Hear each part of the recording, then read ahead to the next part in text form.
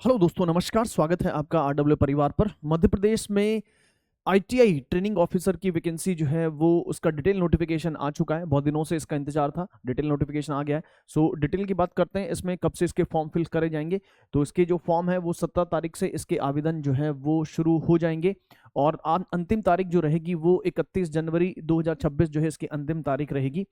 अब इसमें इन्होंने एग्जाम डेट जो है वो आपके पास दे दिया है कि एग्जाम डेट जो है वो आपके पास कब होगा। तो इसमें ये बोल दिया है कि आपके पास जो है वो 2 पारियों में जो है इसका एग्जाम होना है और ये एग्जाम होगा 27 फरवरी से, जिसकी प्रथम पारी जो है 2 घंटे का आपके पास पेपर होगा, 7:30 से 8:30 आपका रिपोर्टिंग टाइम रहेगा। एग्जाम टाइम जो है वो 9:20 से 9:30 बजे तक आपके पास निर्देश पढ़ने होंगे, 9:30 से 11:30 2 घंटे का आपको समय दिया जाएगा और जो सेकंड शिफ्ट होगी वो 2:30 बजे से 4:30 बजे तक होगी। ठीक है ना। फॉर्म की जो फीस रहेगी वो 500 रुपये रहेंगी। अब यहाँ पर बात कर रहे थे कितने कितने जो है वो आपके पास यहाँ पर जो है वो वैकेंसी है और कौन कौन जो है वो इन वैकेंसीज के लिए एलिजिबल है। तो ये जो आईटीआई ट्रेनिंग ऑफिसर की जो पोस्ट है, तो क्या इसमें केवल आईटीआई स्टूडेंट्स ही एलिजिबल है या डिप्लोमा और बीटेक वाले स्टूडेंट्स जो हैं वो एलिजिबल होंगे। और सबसे बड़ी बात, एक और इंपॉर्टेंट बात ये है जो कि फर्स्ट पेज पे ही जो है इन्होंने दे रखी है कि ये जो परीक्षा है वो केवल मध्य प्रदेश के मूल निवासी के लिए ही है ना। तो एक जो है वो सबसे बड़ा इसमें ये पॉइंट दे रखा है और इसके लिए इन्होंने जो है वो ये बोला है कि आपके पास जो है आपको मध्य प्रदेश रोजगार कार्यालय जो है उसमें आपको क्या होगा, आवेदन जो है वो पहले करना पड़ेगा अगर आप इसको फॉर्म फिल कर रहे हो। तो ये सारी चीजें इन्होंने जो है वो भेजी है और ये देखो, परीक्षा केवल मध्य प्रदेश के मूल निवासी के लिए ही है। इन्होंने यहाँ पर बहुत ही क्लियरली जो है वो चीजें मेंशन कर दी है। जो एज लिमिट की अगर मैं बात कर लूँ तो एज लिमिट इसका जो है वो 40 ईयर्स है और आपके पास कैटेगरी वाइज जो है इन्होंने रिलैक्सेशन दिया हुआ है। सबसे पहले बात कर लेते हैं अपन जो है वो कि कितने कितने नंबर ऑफ वैकेंसीज हैं और इसका जो है वो सिलेबस क्या रहने वाला है, इसके बारे में भी अपन जो है वो डिटेल में बात कर लेते हैं। तो ये जो है वो आपके पास वैकेंसी रहेंगी।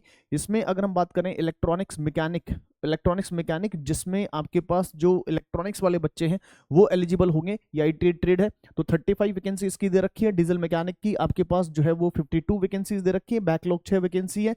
सिमिलर आरएसी वाले जो हैं, ठीक है ना, उनके लिए 28 वैकेंसी है और एक बैकलॉग वैकेंसी है। ड्राफ्ट्समैन सिविल की 21 वैकेंसी है। इलेक्ट्रीशियन की जो है वो 222 वैकेंसी है, फ्रेश वैकेंसी है और बैकलॉग 5 है। इसी तरह से कोपा की 128 है आपके पास। 134 जो है वो फिटर की है आपके पास, जो कि एक मैकेनिकल ट्रेड है। 142 जो है वो आपके पास इंजीनियरिंग ड्राइंग के लिए है।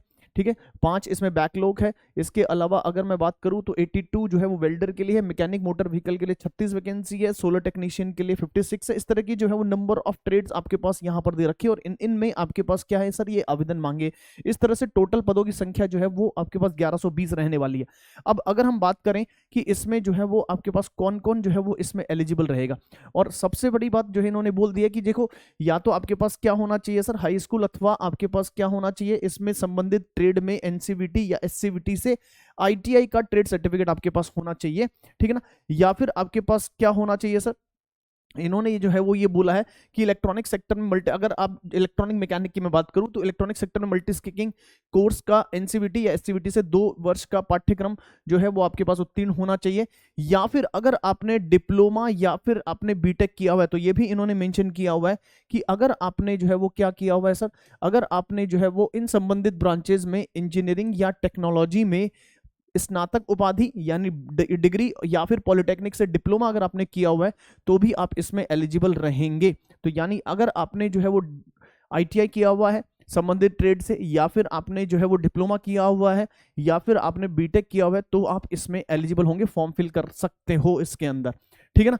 चलिए सर, अब हम आ जाते हैं कि सर इसका जो है वो आपके पास, तो इस तरह से आपके पास क्या दे रखा है, इन्होंने सारी जो है वो ट्रेड्स के लिए जो है वो दे रखा है कि कौन कौन सी ट्रेड्स के लिए आपके पास, इन्होंने एवरी ट्रेड्स के लिए जो है वो ये बता दिया कि आपको इतना इतना जो है वो आपके पास ये जो है वो योग्यता जो है वो चाहिए। ठीक है ना। चलिए सर, तो अब अगर हम बात कर लें, देखो जैसे इन्होंने जो है वो यहाँ पर बोला है कि देखो, अगर मैं बात करूं आपके पास फिटर ट्रेड का, किसकी बात करूं सर, फिटर ट्रेड का। देखो फिटर ट्रेड के जो है वो आपके पास यहाँ पर इन्होंने बोला है कि टोटल 117 जो है वो पद आपके पास दे रखे हैं यहाँ पर फिटर ट्रेड के लिए। अब इस फिटर ट्रेड में कौन कौन जो है वो एलिजिबल रहेगा, तो कौन कौन, ये कैटेगरी वाइज जो है इन्होंने आपके पास बताया है कि कितनी कितनी वैकेंसी रहने वाली है।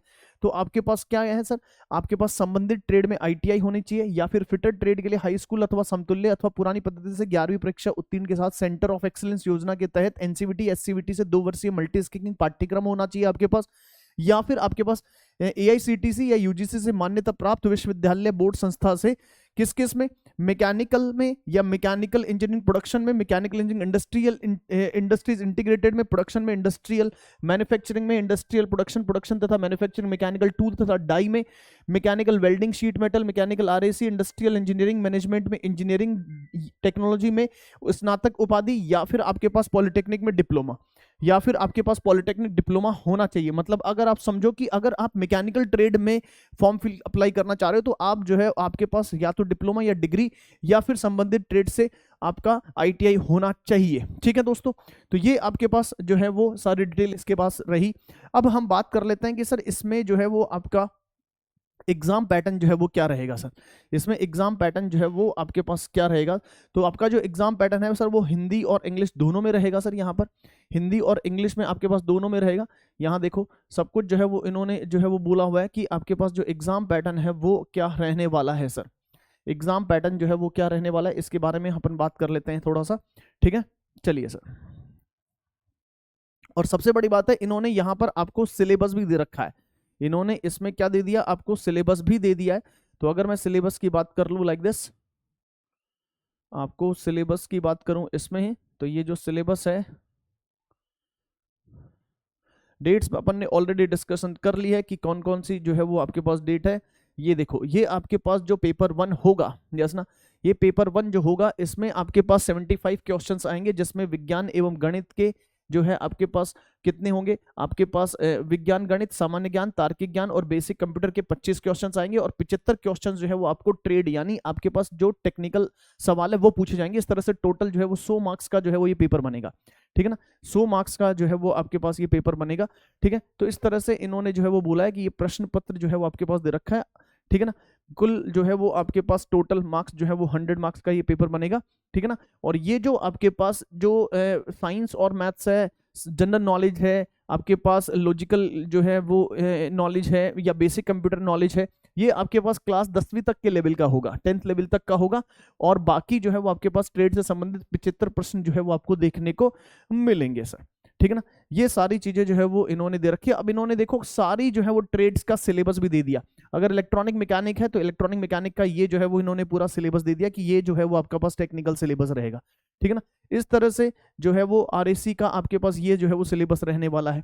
ठीक है ना, सब चीजें इन्होंने पूरी जो है वो डिटेल में आपके पास बता दी है। ठीक है, तो ये समझो कि आपको सारी चीजें इस पूरे नोटिफिकेशन में 86 पेज का जो है वो नोटिफिकेशन, इस पूरे 86 पेज के नोटिफिकेशन में इन्होंने सारी चीजें जो है वो आपको दे दी। देखो फिटर ट्रेड का जो है वो आपके पास इन्होंने बोला कि ये जो है वो पूरा आपका सिलेबस रहने वाला है। ठीक है ना, अब इसमें आपके पास पूरी जो है वो सारी चीजें दे दी सर। ठीक है ना, सारी चीजें जो है वो इन्होंने दे रखी है। ठीक है, तो ये आपके पास कंप्लीट डिटेल जो है वो इस वैकेंसी की रहेगी।